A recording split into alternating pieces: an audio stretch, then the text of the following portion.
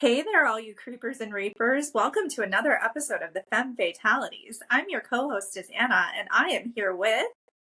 Hey, Grieflings and Frightlings, it's Margaret, and do we have an entertaining cast for you tonight? Anna, you gotta give me a minute. I gotta go put my livestock up in the barn before it gets too dark. What are we talking about? Yeah. Well, while you do that, I'm going to put the window film on the car and make sure that all the windows are shut in the house because you're right, it is near nightfall, and that can only mean it's near dark. Before we bite into it, let's make sure everyone knows there's definitely blood and vampirism in this in terms of triggers. Youthful, exuberant, poor decision making.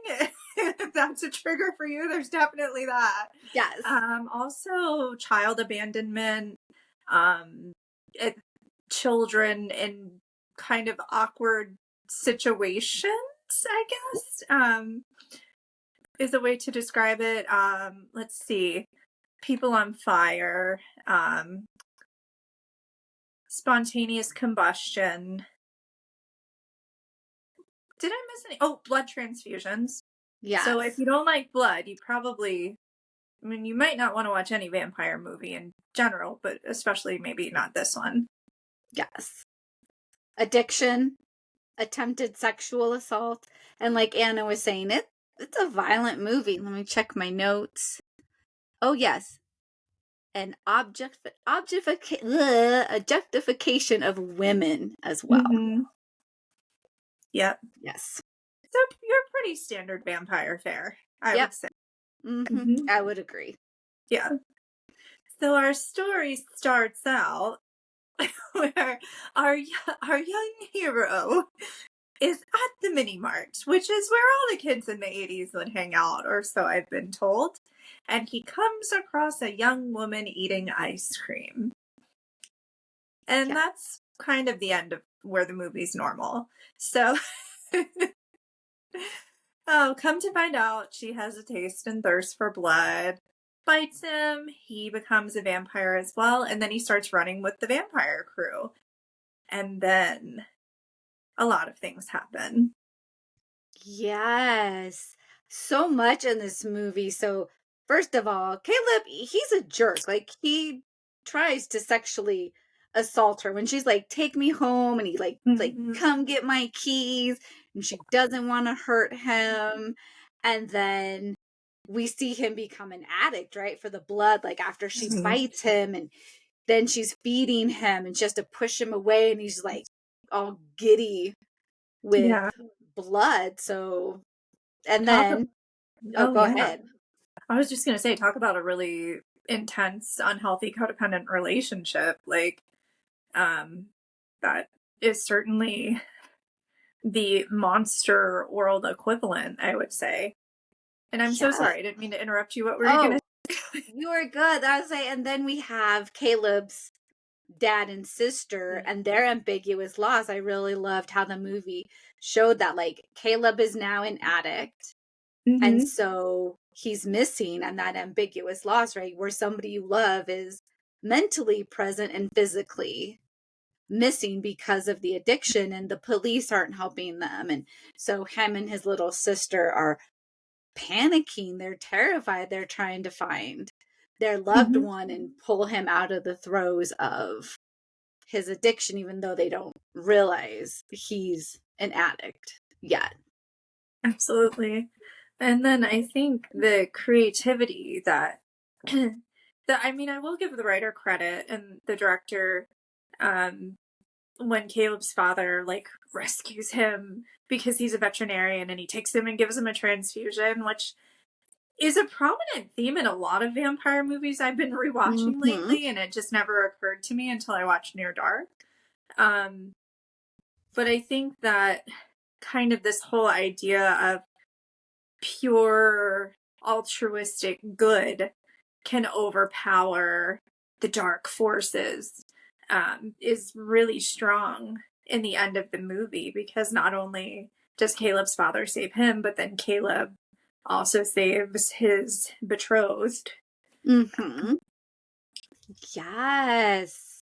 And speaking, right, of Caleb and May, why do you think May liked Caleb? Because he's really not likable up until, I guess we could say, he beats his addiction, right? He's no longer an addict. And so now he wants to come and rescue her. But up until that point, I don't know about you, I did not find him a very likable person.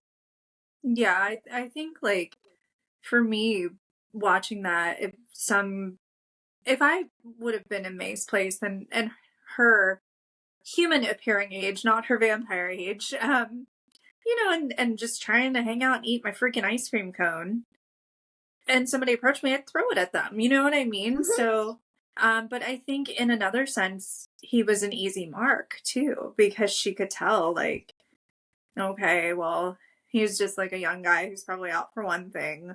Dinner for me will be served.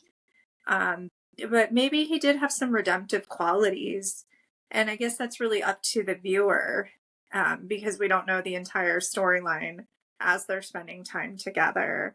I think, too, in a lot of vampire lore, once you turn someone, you're connected. So she's bitten him, she's connected to him, she is responsible for him. And maybe that just goes a little bit deeper. I think we see with the young boy, I think he's called Hugo. Homer. Oh, Homer. That's Homer. right. Homer. I was close. You were close. It was either a car or a Simpson. But Homer, we find out that he was turned by one of the other vampires, and I'm like, okay, obviously she wanted a child at some point, right? So this makes the most logical sense, and the sense of dedication and responsibility to him is very strong, especially when he meets his demise. You can feel her grief over his death. I love that point, and you bring some more depth to Homer, right? The lady who turns Homer and like her attachment to him, Homer's attachment to May Mm-hmm. because he turned her. And I was going to ask you, as you were talking about like vampire age versus body age. So Homer talks about, oh, I'm an old man trapped in a kid's body. Why then does he want Sarah? Like that feels Mm-hmm. so pedophilic to Yeah. me as I'm watching them. Like if you're an old man, I could see you wanting Sarah to get at Caleb because Mm-hmm. he interfered with you in May. But Yeah. then it seemed like he liked her, and I was like, that is cringy. What did Weird. you make of that? Yeah. I just was like, maybe now that you bring that up, maybe he was grooming her. I feel like for Homer in particular, it's a really difficult situation. Like a lot of the child vampires we see, like in Rice, so many other films and books, the issue is physically, you're always going to look like you're pre Mhm. adolescent or maybe adolescent at best. But mentally, you've lived all this time, you've grown all these years. It's probably easier to find someone who looks to be the same physical facing age as you, if you're this kind of old vampire in a young body, because eventually mentally they're going to mature.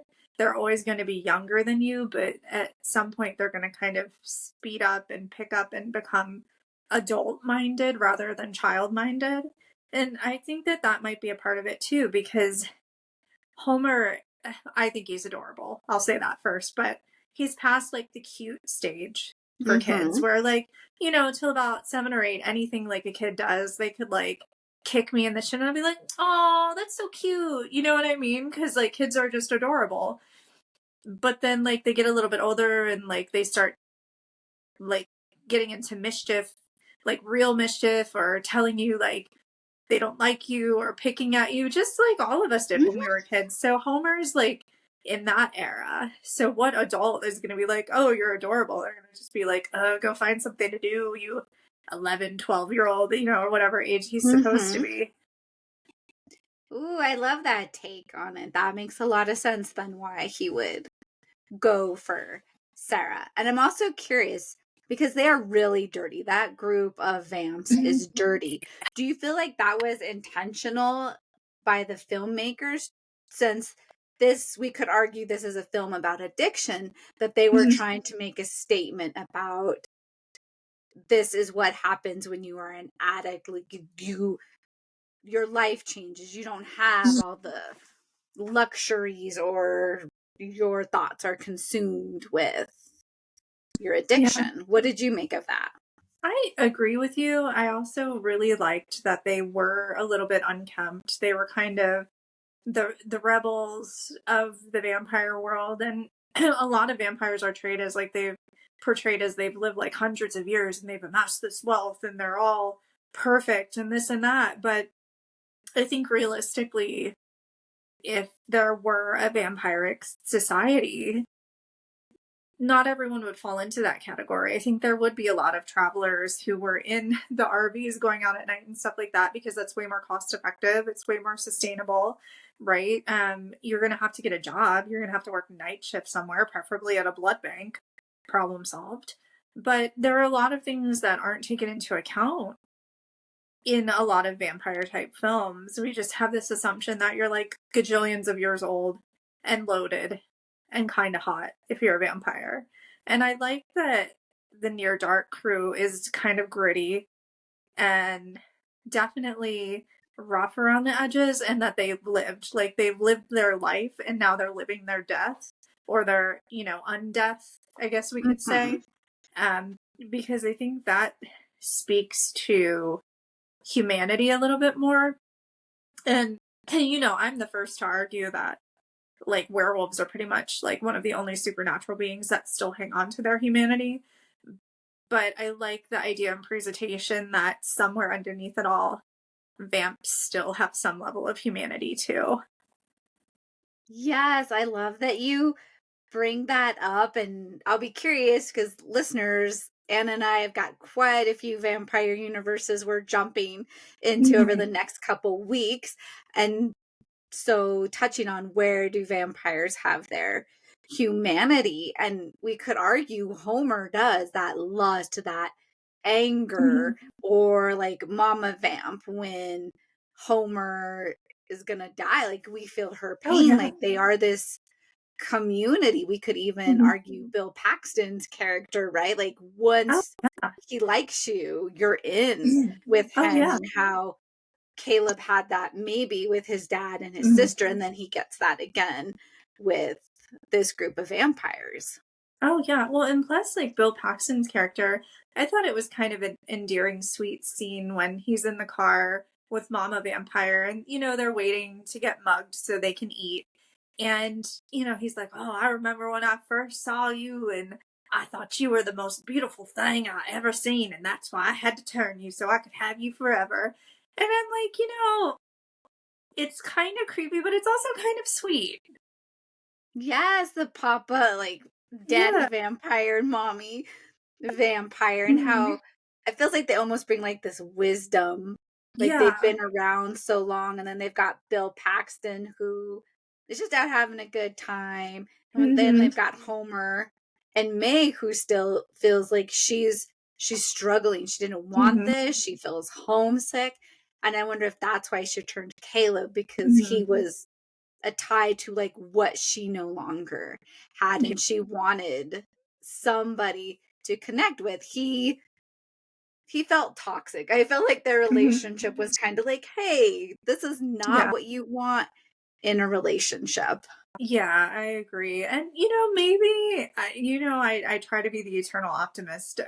Maybe now that they're both presumably in their human forms in the cinema world, maybe they can kind of start fresh, or revisit some of the habits that weren't healthy for either of them, and grow together and have a nice human life together. Yes, well, they're both still young. They really Yeah. mirrored that youngness, that like finding Hmm. yourself. I'm gonna be like over cocky and full of myself Yes. because he's a young man, and she's going to be like, I'm not sure, like, who am I Mhm. coming into my femininity as a young. I watched this when I was a teenager the first time I saw it. Oh my gosh, I saw it with completely different eyes. I remember thinking, oh my gosh, I love Caleb and May, she's so sweet. And then I Mhm. watched it, I'm like, oh, young me. I need to go back and tell her, Yeah. no, this is not. Yeah. romantic, but that also touches on the film Mhm. normalizing addiction for so many people. I grew up in an alcoholic household, so I can see where young me felt this sense of normalness to how the vamp people acted. Not that my family was to that point, but just this sense that there was another substance that was involved in our Yeah, livelihood. absolutely. Yeah. And I can remember I had also grown up um, with a family member who had some mental health and substance issues. And I can remember families saying, it's not them, it's, the substances. And being a child, you don't really know what that means, but then you become an adult and you kind of like look back in hindsight and think, oh, okay, well, that's why this person was behaving in XYZ manner. But it's very difficult for children to understand. Yes. Yes. And the movie really does bring that to light using vampires as Mhm. that symbol. And we could even, like you're saying, mental health, substance, and how people lose their like how vampires lose their humanity, and Mhm. then how they are able to show that in addiction. Yeah. It's not so much losing their humanity, they are now driven by Yeah. something that Yeah. part of them has to be pushed into the background. It's like losing oneself versus Hmm. losing one's humanity because, like you said, the priority now becomes using and that substance to sustain what's going on. I mean, really, not even just the psychological effects, but there are so many different substances out there. You can't just quit cold turkey because you will have dangerous psychological, physiological, and biological impact. And I think that sometimes that's hard for people to understand because sometimes I'll hear um, people say things like, oh, well, why don't you just quit? When referencing addiction or, you don't need that or something like that. And it can be difficult to hear if, you're in this world where you are more well versed in what the cycle of addiction truly is and truly means because it's not that simple. And I think that it is really hard because I've had some very close friends and close people in my life that I've lost due to addiction. And when they say, I can't quit, it's not that easy. Hmm. It's not because they don't want to quit, it is because it is not that easy. And I really hope that eventually our society develops more empathy and care for those in the throes of addiction, but also more programs that are widely available for mental health care because I think that that is a huge component. And if you're not receiving treatment or you're not receiving some sort of assistance, then what are you going to do to help yourself with your struggle? And unfortunately, I think that sometimes it is addiction. And it doesn't just have to be, alcohol, drugs, it can be exercise, food, shopping. There are so many different things that people can be addicted to. Yes, thank you for sharing. And I appreciate like you bringing up that addiction isn't just something somebody can quit. There becomes a dependency, and it's such like a psychological, physical. There's so much involved in addiction. And I feel like in the film, Homer, in a lot of ways, represents that. He's just so agitated. He's Hmm. an unhappy person. And Yeah. we could look at how often addicts, because now there is this dependency for something to help them, where Caleb could represent the beginning when you first get it and you're euphoric and you feel so good and yes. And here Hmm. Homer is more at the other end of that, where now you have to have this. It doesn't seem like there's this part of Yeah. him feels like he doesn't like this. He doesn't want this. He's just angry, Hmm. that which would make sense because he's like a 12-year-old boy in a body of a 12-year-old boy who knows Yeah. how old he is. And now he's caught in this cycle that he did not choose. I think he makes a reference, like, Mhm. like feeling good, like, haha, like it happened to me, so I did it to May. Like, Yeah. this is how And life is. yeah, and that's really also like a cycle of abuse, right? It happened, or a cycle of trauma. It happened to me, so I'm going to pass that on to someone else. And once again, what a great illustration of what potentially can happen if proper counseling and care and support are not provided to someone who falls prey to something like that. Yes. Yes. Ooh. Other thoughts on the film? The bar scene. I'm awful. No, that is one of the best scenes in the it whole it's a movie. delight. It is a delight. And I mean, if you're listening to this podcast, you probably love horror too, so you're laughing along with us. Um, I just think it's great. I think it's like the middle of like nowhere. They just roll up and they're like, okay, we're hungry. We got to do this. Let's get it rolling. And it is what it is. Yes, that is, I love that scene. Bill Paxton, if for Crazy nothing awesome. else, listeners, viewers, I love him in this movie. His one-liners, he has some of the Mhm. best, like, one-liner funny lines that, even though we're talking about like the seriousness of this movie, he Mhm. brings just this humor and lightness and funness Yes, he to does. this movie. Like, I forget he's a vampire, as we're talking about like Mhm. addiction and toxic relationships.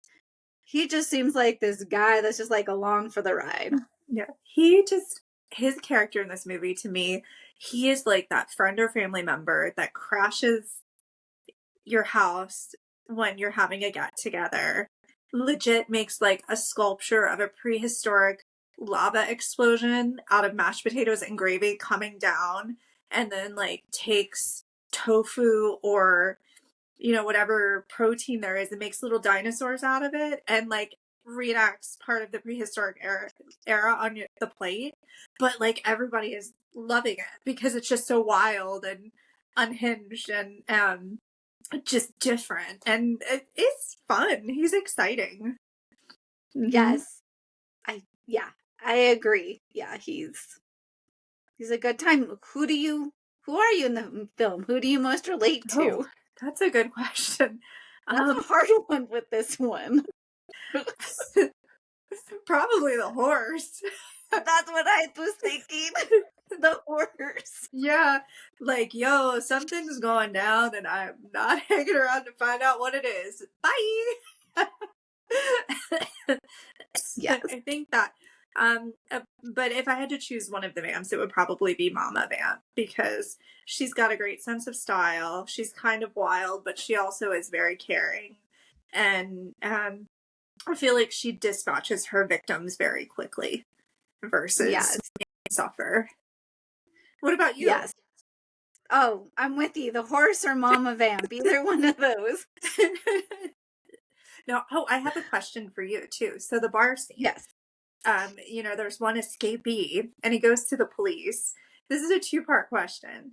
If you were in the bar, realize they're all vampires, and there's probably not a huge likelihood for you to get out of there, would you try to escape or would you just be like, oh, okay? Oh, good question. I think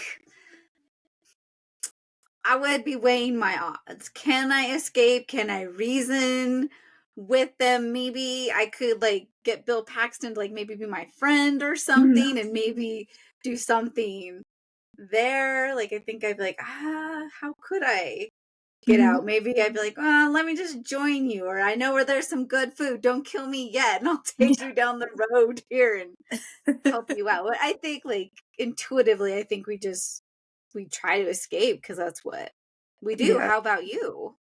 I feel like I would be the one that would be like, let's sit down and try to apply some logic to the situation. And then I'd be like, how much blood are you all consuming on an average evening? And I'd be like trying to figure all these things out and be like, well, clearly you don't want to completely kill me because I can help you with better sustainability. And then they'd either like be like with it or they'd just drink all my blood. So it'd be like a 50-50 shot. But if you did escape, this is the other part of the question. Would you call the cops? That is a great question, because there's this part of me that wants to be like, yes, of course I would. That is the right thing to do. There are these vampires. And then I think realistically, how often we judge people for like not calling the cops. When you are afraid for your life, your survival brain kicks in. Your survival brain then is like, if we call the cops, we then could die. I think I would make sure that I was at a very safe place. I would be like at the police department and not leaving myself like at a payphone or someplace where I think we've watched enough horror movies that if I get in my car and I get on my cell phone, then I'm insuring my death. So how do I make sure? And even in daily life, how do I make sure I'm safe? And then I can take care of the safety of others. How about you?